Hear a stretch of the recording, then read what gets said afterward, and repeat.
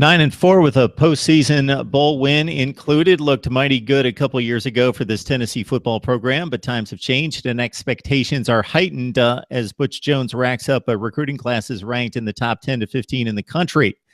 Mike Laval joins us from Last Word on College Football to size things up as we head toward the end of spring sessions. Mike, with the orange and white game coming up on Saturday, and maybe not the most contented fan base at this point. Yeah, Mark, if anybody reads my work for Last Word on College Football, I'm kind of calling this the spring of discontent for Vol Nation and Vol fans. Vol fans are having a hard time really getting excited this spring.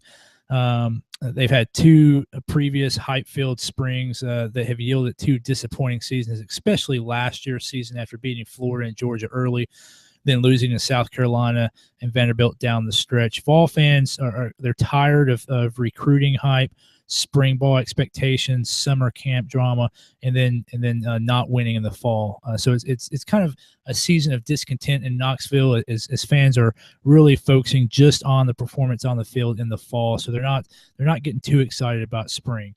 As far as the practice, Tennessee has one more practice to go on Thursday before the orange and white game on Saturday that will wrap up 4 weeks of Tennessee spring practice.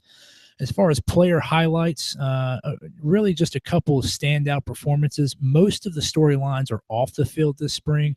As far as the player highlights, Trey Smith is probably the biggest highlight of spring ball. ESPN's #1 overall recruit for the 2017 class. Big, strong, fundamentally sound.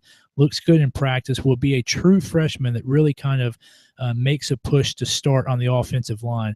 If you talk to a lot of people who really know football, they will tell you the hardest place for a freshman to start in the SEC, particularly in college football, but particularly in the SEC, would be the offensive line. So it's really going to be impressive and speaks volumes of his ability if he's able to crack the starting lineup as a freshman. Darrell Taylor is another guy at defensive end who's had some praise from his teammates. He's looking to fill a big void left by Derek Barnett at defensive end and Corey Vereen as well. So the defensive line was hit hard by injuries last year. Expect to see Darrell Taylor and Jonathan Kongbo in those two positions at defensive end. And then Darrin Kirkland Jr., he's a known commodity. He's returning to form after an injury last season at linebacker. A lot of good praise coming from Tommy Thigpen, his coach, on Darrin Kirkland Jr., and also a little bit of noise from Daniel Batelli there at the linebacker position as well. But those are really the four players who have kind of made some noise this spring as far as their performance